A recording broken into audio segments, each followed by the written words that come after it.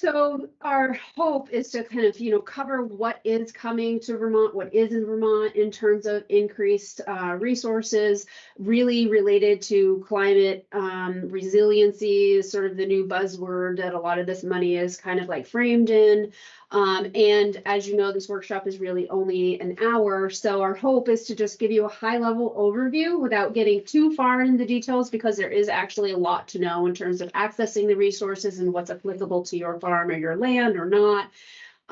So that you can just sort of get a flavor of what it is. And then at the end, we'll have what we call a CTA request, which is a conservation technical assistance request, which is a form, so that if you want somebody to come out to your farm and visit and to talk about that, you can fill out that form here today, and it'll kind of put you in the queue for the conservation district or the local NRCS staff to come out and have a visit. So that's kind of like the goal today, and you definitely don't have to sign a CTA request. And folks online, if you want a CTA request, you can put something in this chat and we can kind of, manage that in-house. We meet bi-weekly to, assign people to follow up with requests for technical assistance.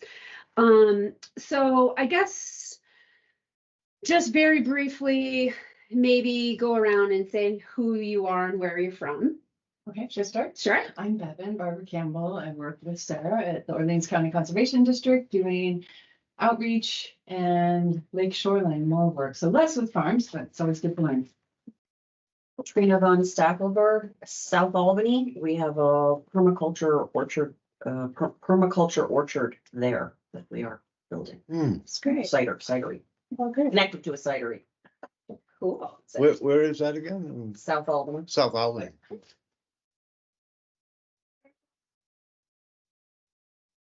Oh. Carol Maroney, I'm here from Craftsberry, and I'm in the WIP program and also the CSP program. Nice. Yeah. Okay, cool. I'm Lori Royer. I have a dairy farm in Orleans. Well, Arsburg, technically. Dave? Oh, Dave Blodgett. I'm the district manager, district conservationist for the Northeast zone in NRCS. And then Andy just joined us. Andy, we're just doing a quick round of introductions. I'm Andy Birch. My wife Sarah and I farm in Derby. We have about 55 registered Holsteins and Jerseys and whatever else in the barn. Great. Children. 20 Mark, do you want to do an intro real quick? Yep, just needed to get my mic turned on. Mark Rogers in Glover, watching 50-mile-an-hour snowflakes fly by my window. My wife Karen and I have a small farm to table, raise sheep, pigs, rabbits, broilers, layers, garden, just built a new walk-in freezer retail shop. Nice. I love the article in the paper about you guys. I'm excited. Yeah, I want to come visit.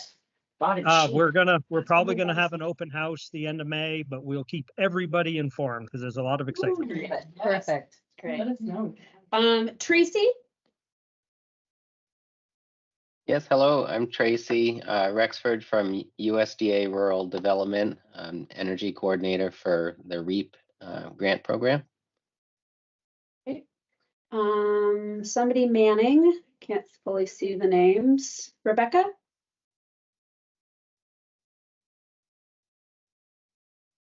Oh, I can't hear you, hon.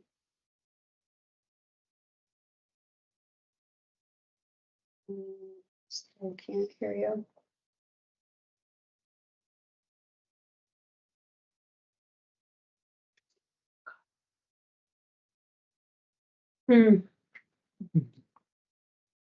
Still can't hear. I can see that you're not muted on my end, but maybe I'll try to go to somebody else just to keep us moving.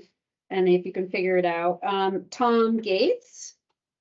Yeah, I might be able to help out with Rebecca's introduction too. We work together we both work at Ben & Jerry's. I oversee our dairy programming at Ben & Jerry's, and Rebecca coordinates our low carbon dairy project, where we're looking at different interventions on farms to reduce greenhouse gas emissions. And so it was just we'd want to sit in and learn more about the opportunities for dairy farmers with the Climate-Smart grants. So That's great. thank you. That's great. Nice. Emma. Hi, I'm Emma. I'm the Ag Outreach Specialist with Lamoille County Conservation District. Also just need to learn a lot of these newer and programs for servicing the farms in Lamoille County. Great. Emily, or I should say Miss Dayhoff. Can you hear me? Yes. Okay. With the winds, like Mark said, I'm having problems here with the internet. But anyways, I teach animal science, agricultural science, and conservation at the Career Center, and I work with Sarah on quite a few projects and teach all about climate change. So this is really interesting to me. Great. Thanks for being here. And Charlotta. Yeah, this is Charlotta. I'm former faculty at Sterling College and worked with Sarah on several projects. And I'm starting my own agroforestry farm. And I'm actually in Washington County, but I stay connected to Orleans through the email list. And I was like, hey, I need to know this too. So That's awesome great. that we can do this. Cool. Thank you. Well, great to have you all. We are a little bit behind schedule. Like I said, I am trying to just sort of squeeze this into the lunch hour. Oh. Hello? Oh, sorry, RG. Sorry, go ahead. Sorry.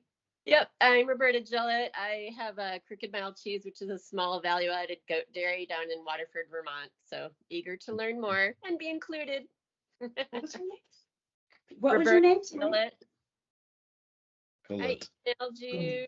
Roberta The Oh, last yes. Great. Perfect. L-L-O-T-T. My first name is like Robert with an A on the end. So. Perfect. Thanks. Okay, so if everybody wants to just make sure you're muted just so that we can keep everything sort of clean for audio or whatever. And so for our agenda is largely John Van Hoosen, who didn't introduce himself, but he can after this. And thanks for the introduction. It's really nice to hear like where everybody's coming from and what sort of farms, and for you all to hear from each other, to hear about what other cool farmers are around. So John Van Hoosen is gonna just give us a presentation about this particular funding source, what the goals are, all those sorts of things. And then Tracy, who introduced himself from USDA RD Rural Development, also has a bucket of money through this IRA fund for climate stuff. And so I thought it would be a good sort of nexus for him to also come and do a brief presentation, 10 minutes, hopefully, of just like all the resources that are through RD for farmers. So RD is an arm of USDA Rural Development. And they generally, he could speak to this obviously better than I can, but from what I gather, they're generally more about like community projects. They're more about like low income loans for mortgages and those kinds of things. So it's slightly different, obviously, than the USDA that comes out of this office. And then after that, we do have a survey. So we're hoping that you can fill out a survey. And Bevan, did we fill out do we find an option for the online folks? We can grade it pretty quick. Okay, great. And then the online folks, we can send you a link. So John, if you want to share your screen and we can launch in.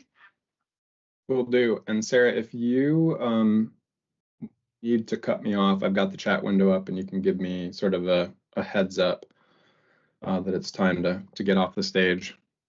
Great, we'll do. And if someone could let me know when you can see my screen. You can see it.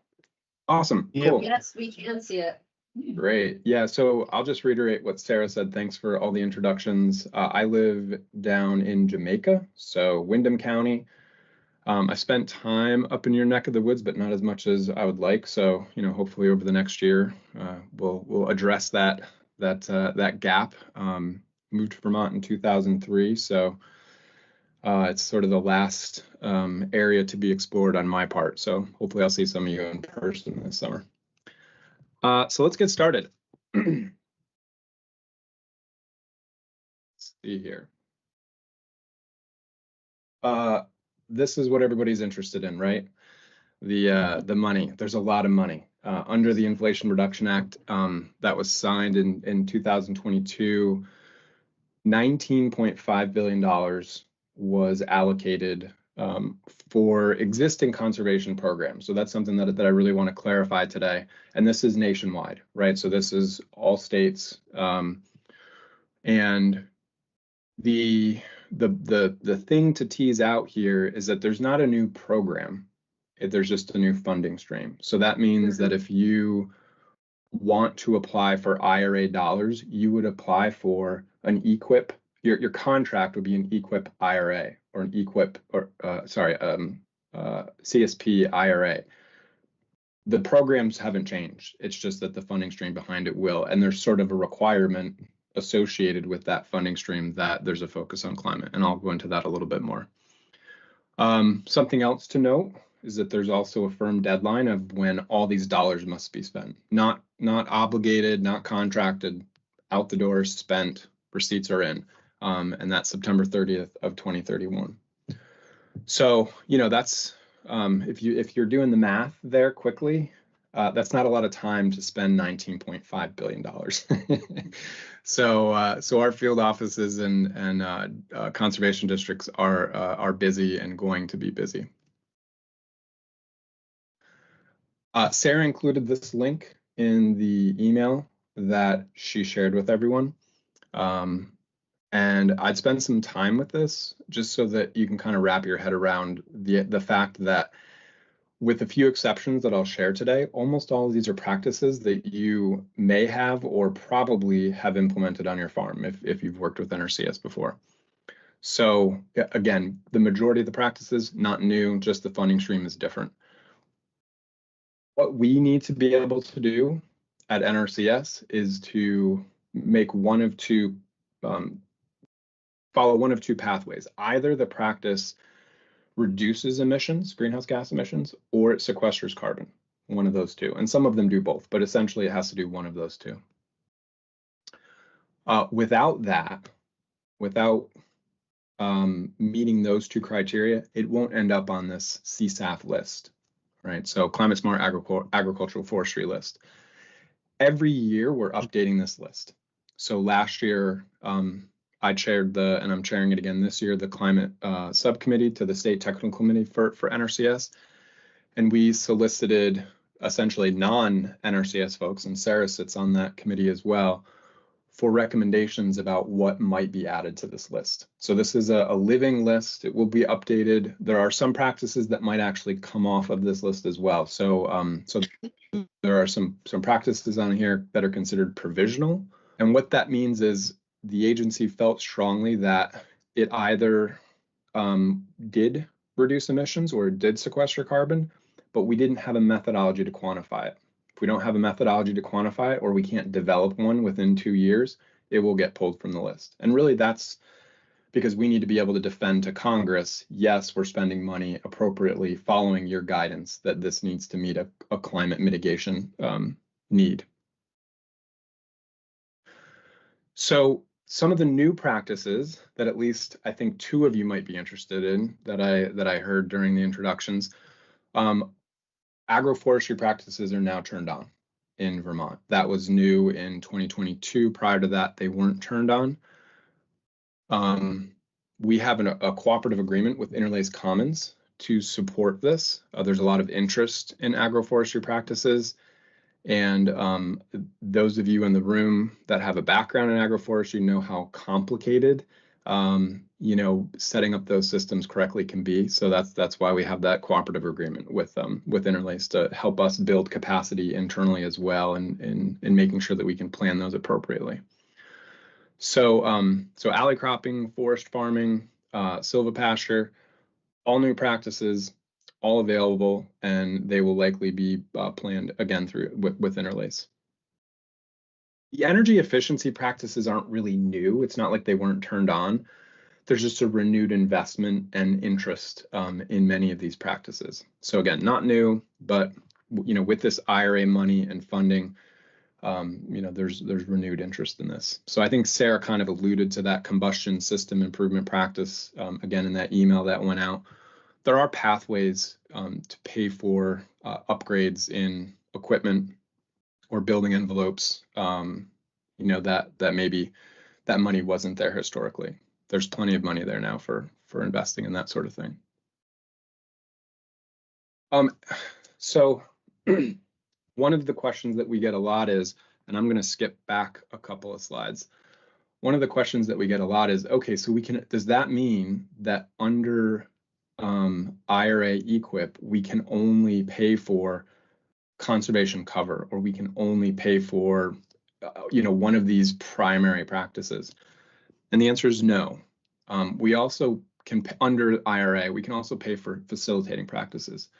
So if we need to do something like site prep in order to implement tree shrub establishment, we can pay for those.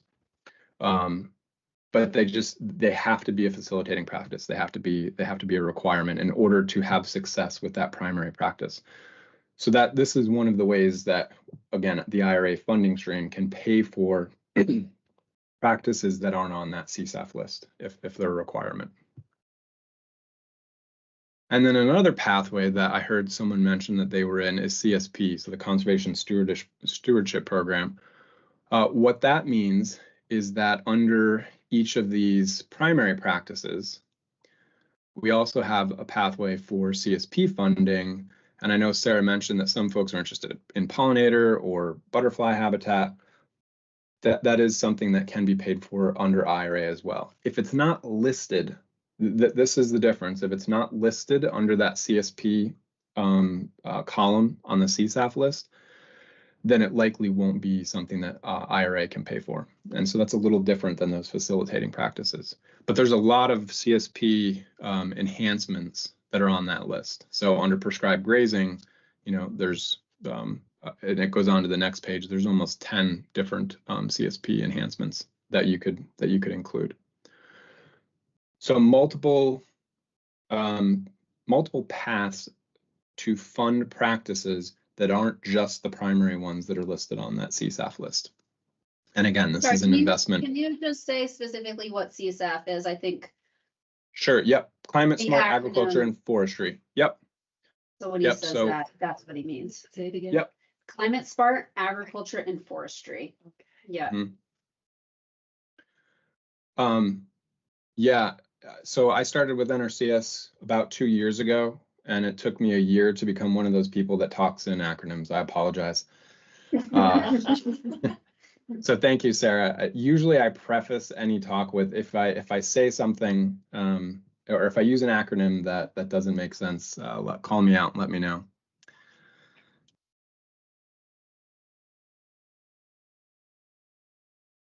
So yeah, again, I just want to make it clear, IRA can fund climate smart practices, not just the primary ones on CSAF. We can also fund facilitating, and we can also fund these conservation stewardship program enhancements.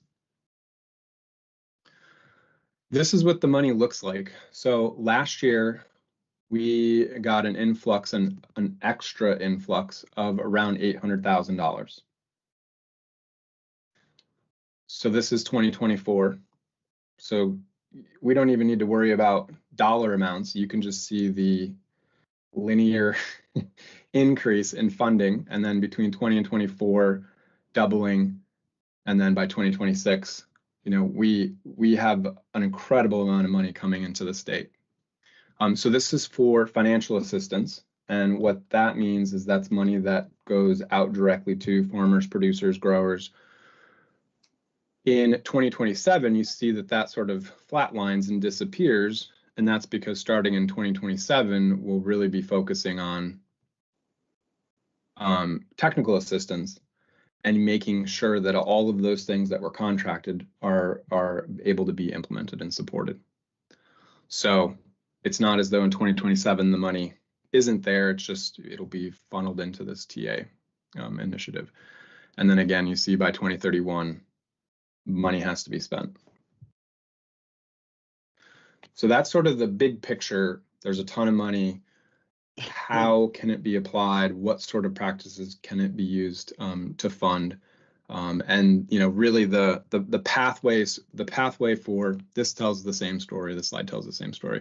The pathway for sorting that out is working with your local field office or conservation district to make sure that what you need on your farm aligns with the practices. Some of them will be, IRA applicable, some of them won't, and that's really for you to work out with the planner that you're working with.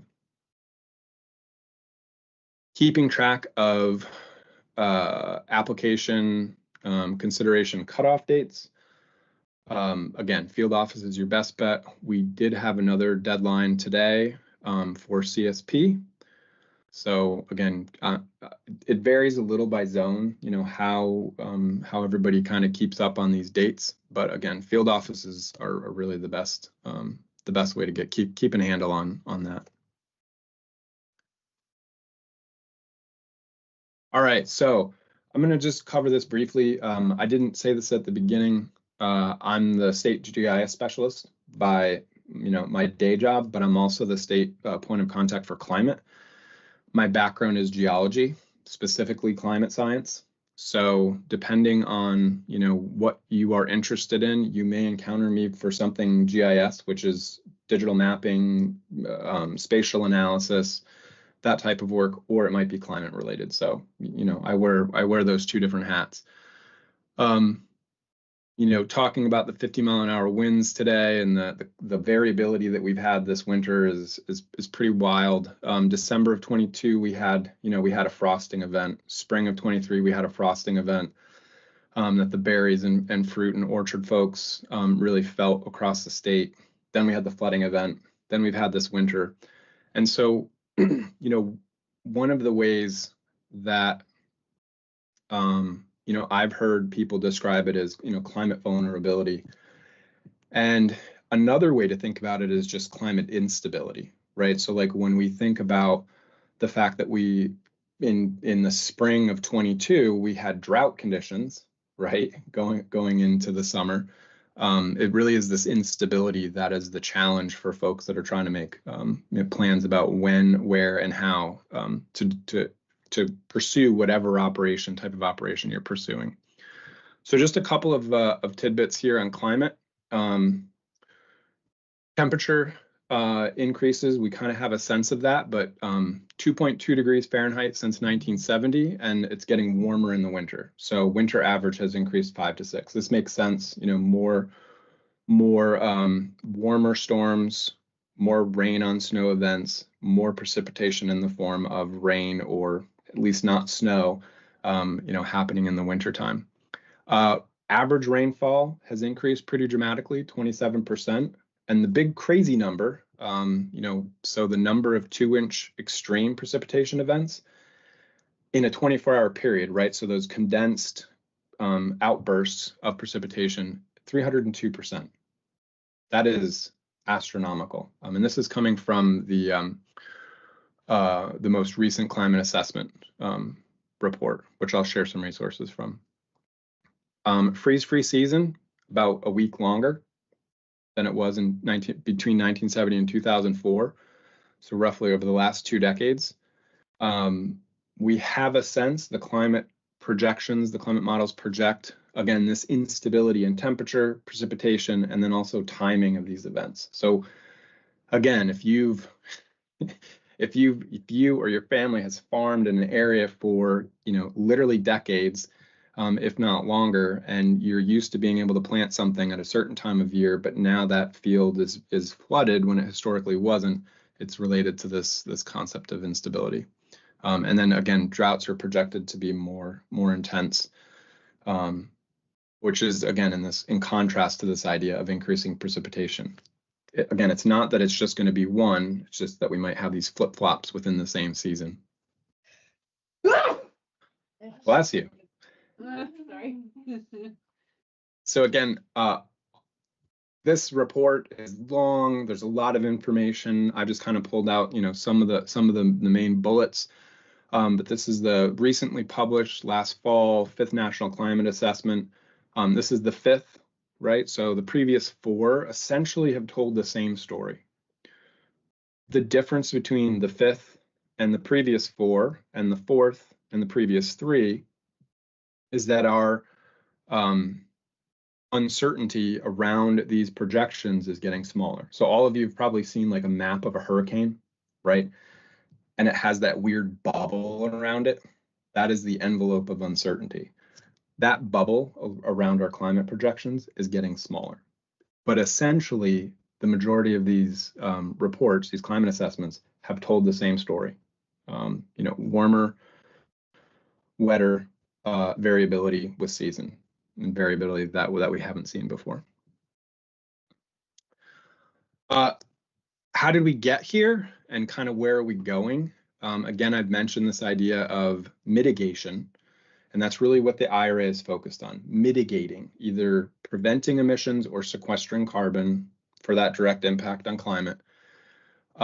This started in 2020, and we've had these various reports over time. The next report that will come out is really focused on adaptation. So, we have a climate mitigation plan.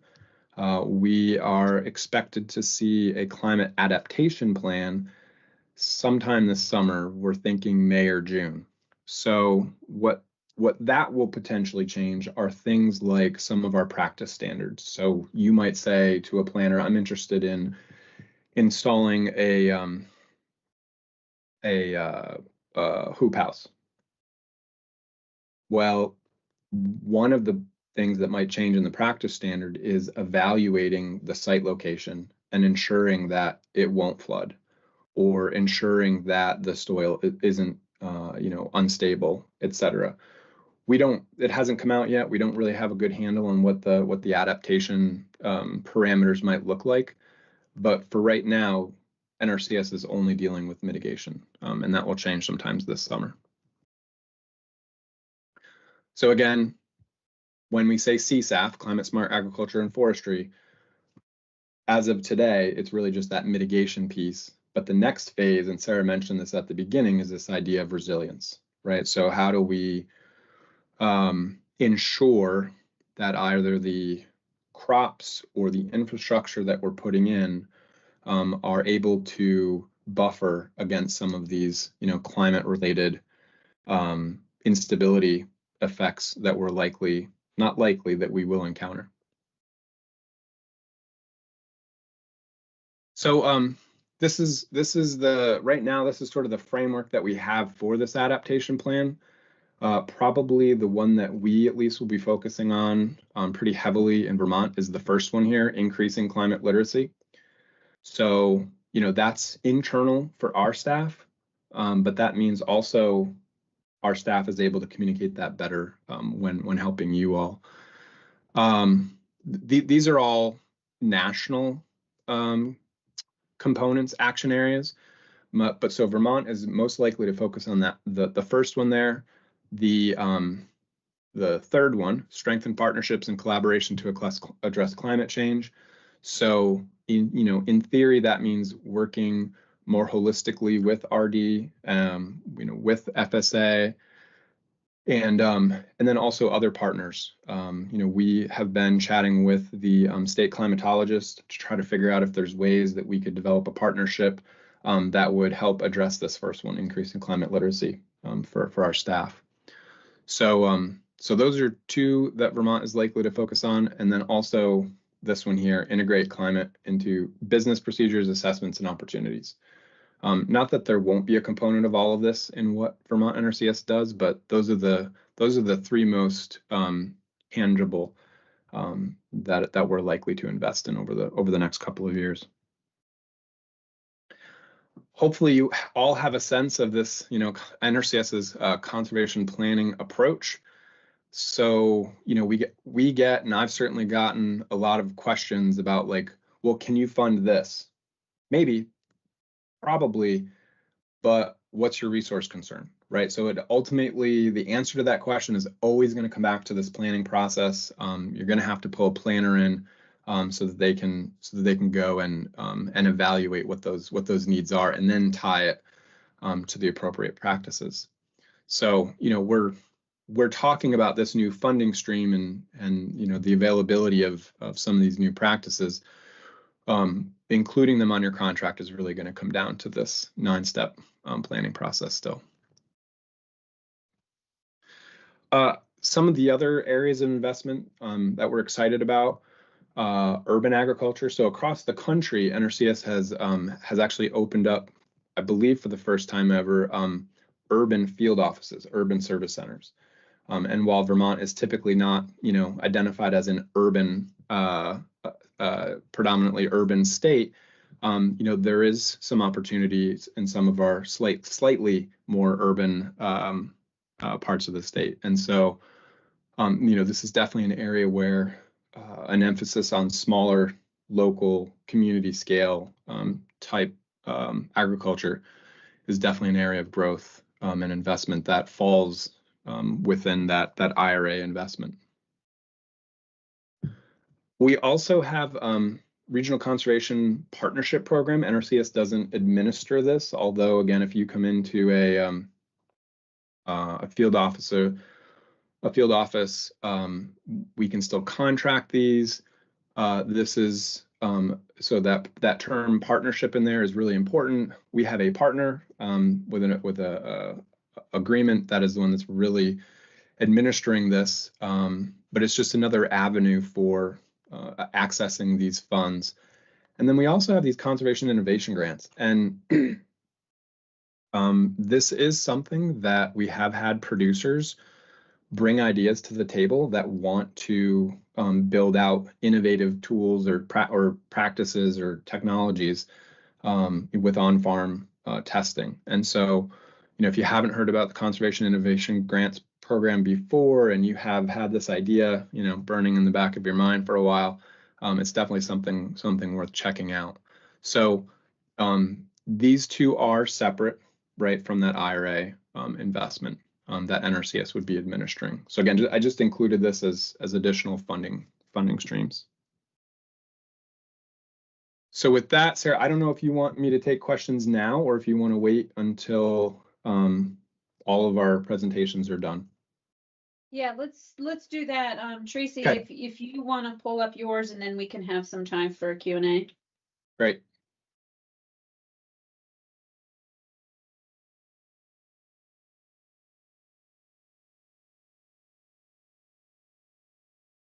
Great. Can everyone see my screen? Yes. You hear me? All right, excellent.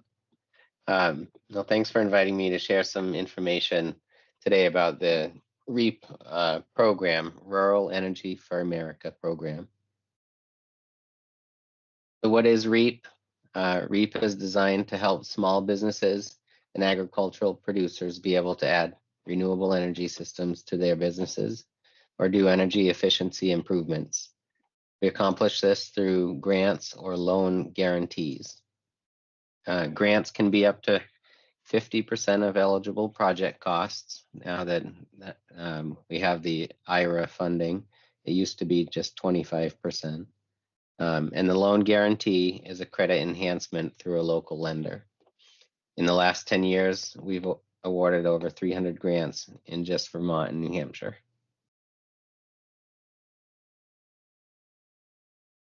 What are the maximum and minimum grant amounts? There are two categories of REAP grants: renewable energy systems, which can go up to 1 million in grants and energy efficiency improvements that max out at 500,000. There's a minimum project size restriction as well.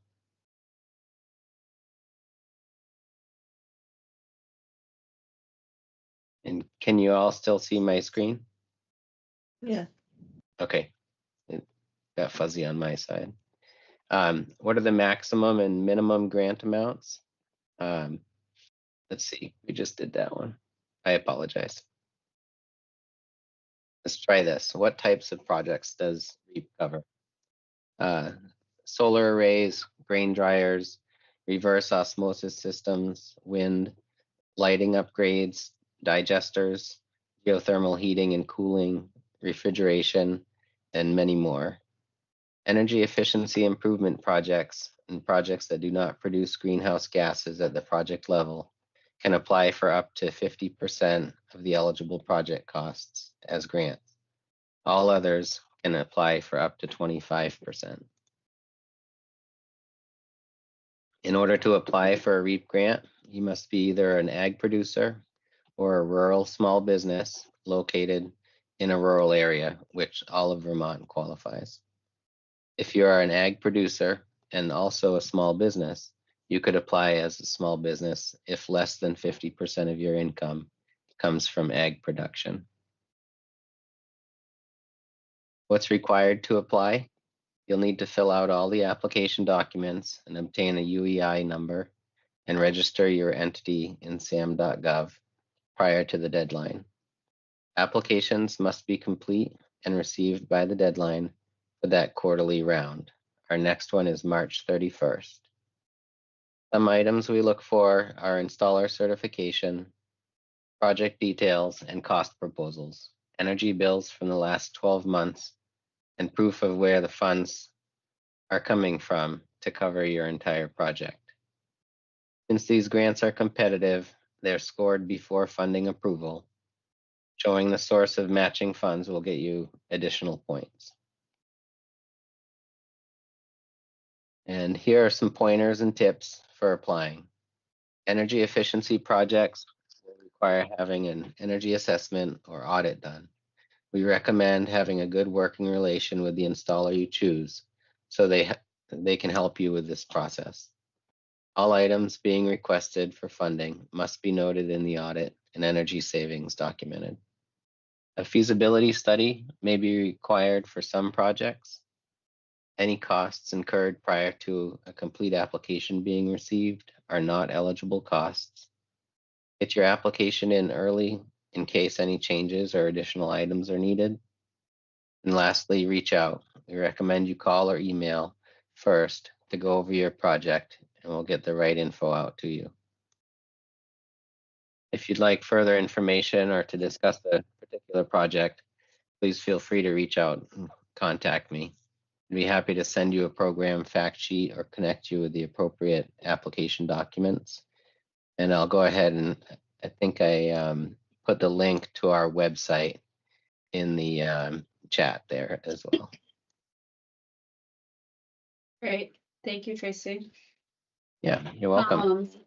I'll say just quickly too, I know that for RD, as well as we all know, I guess, for NRCS, there's technical assistance, but also for RD, they have technical assistance specifically to help people apply for these grants.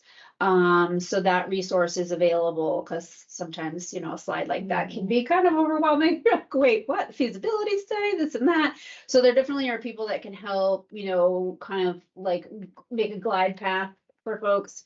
And then also that SAMS.gov where you need a UIED number or whatever that is. There also are people who work for the state who can help you get through that hurdle also, that can just like help push the buttons on the computer for you to get you what you need on that.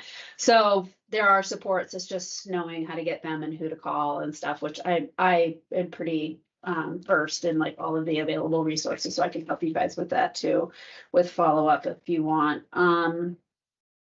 So yeah, I'm curious if there are any questions that come up that we can answer for you guys. Dave, you know, as the local NRCS person, can answer questions about conservation practices, or you know, or if there's something that comes to mind for you specifically around like climate issues and like what kind of practices you see that might be available. So does anybody want to start us off? Anybody online or here in the room? My main concern is getting my manure onto my fields after so much rain. My equipment are so heavy, you leave ruts. Yeah. Oh, Sure. I know the other thing that often gets talked about is just like heat exhaustion in animals, and I know NRCS now has this practice for providing shade. So I didn't know. Shade structures, That yeah. seems like something that's worth mentioning here. That's like a new practice that NRCS has available that not a lot of folks know about. It's just like a, Dave should talk about it, but it's just like a hoop structure that the animals can go in and that you can make it portable so that they can have shade. And Yeah.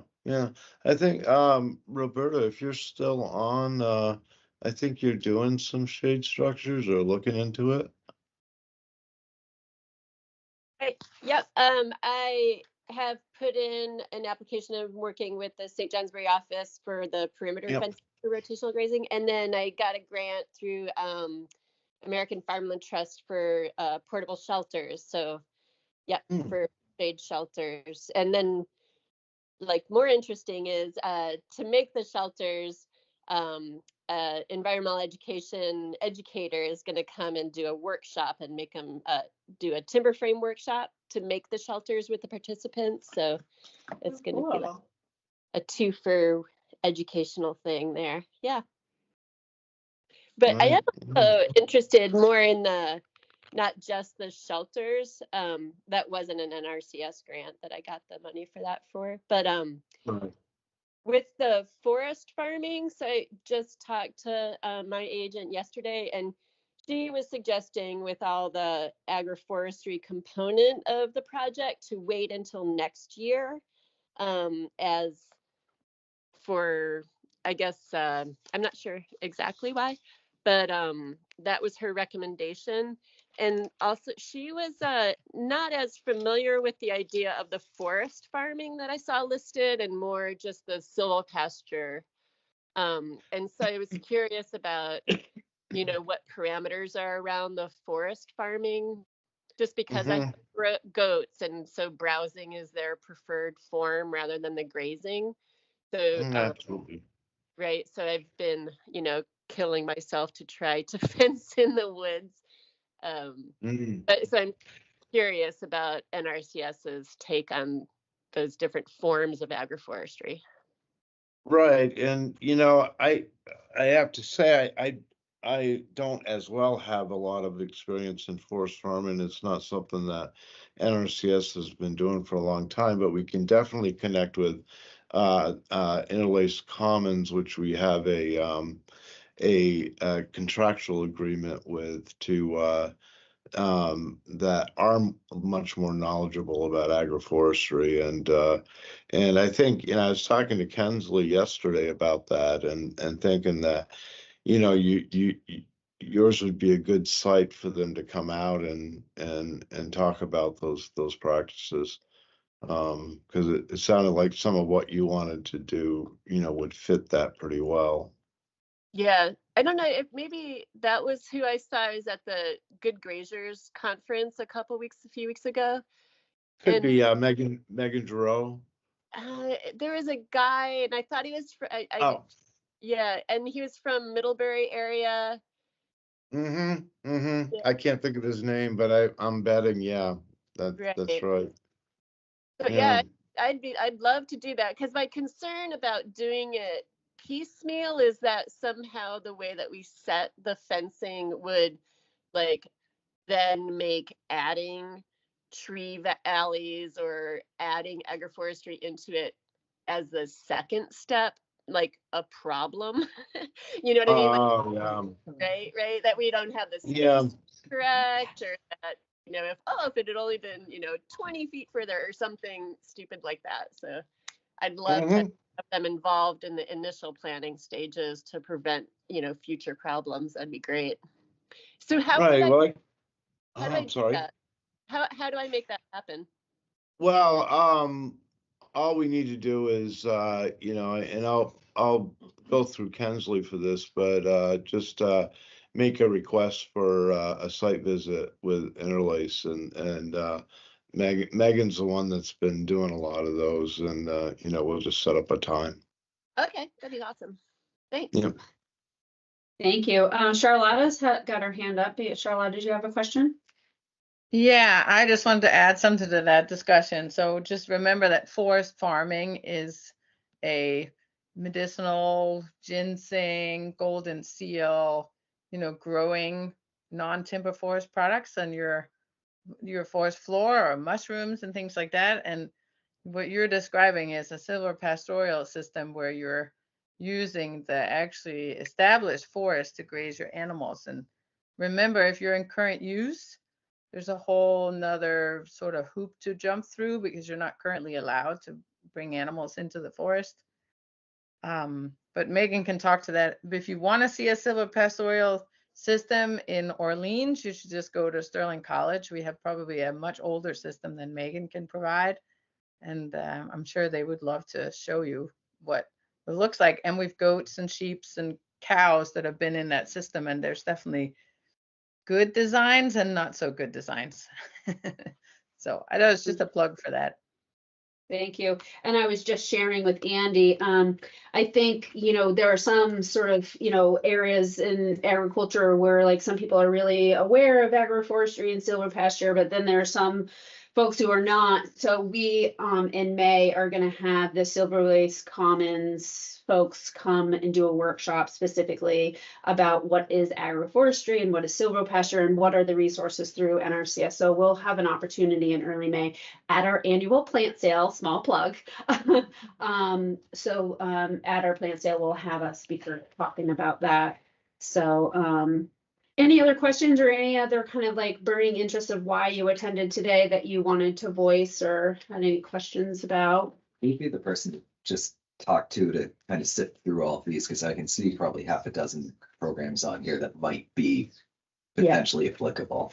So like I said, and we can transition into this right now, is we have what we call CTA requests, which basically if you fill this out, if you're interested in having somebody to come visit to talk about what Andy is saying is like, I don't know if this is applicable. I just need somebody to come talk to me about like my farm goals and my land base and what is available. If you fill out the CTA request form, we'll assign a staff person to follow up with you. Our goal is to follow up within 2 to 3 weeks of a CTA request. We're all busy folks, so we aim for that, but that's the process to get somebody out there. So I can hand these out, and I do have this form electronically that I can put in the chat. The folks in the chat, you will have to download it and then send it back to us, or if that's kind of too much to ask, you can also just simply send us an email. We'll put you in the CTA system and we can, get somebody out to visit. So I can go grab that for people. John or anybody want to have some closing remarks or anything else that you want to add? Yeah, I guess the only thing that I'll add to what Dave shared is that right now, as far as anything agroforestry as it relates to NRCS, it will get planned by Interlace Common. They are we have a cooperative agreement with them to do that, and they are mentoring NRCF planners and staff to get up to speed on how to do that, how best to do that. So if you have an interest in agroforestry, like Dave said, reach out to the field office or reach out to the DC or a planner, and everyone already knows to kind of loop Interlace into that conversation. Right.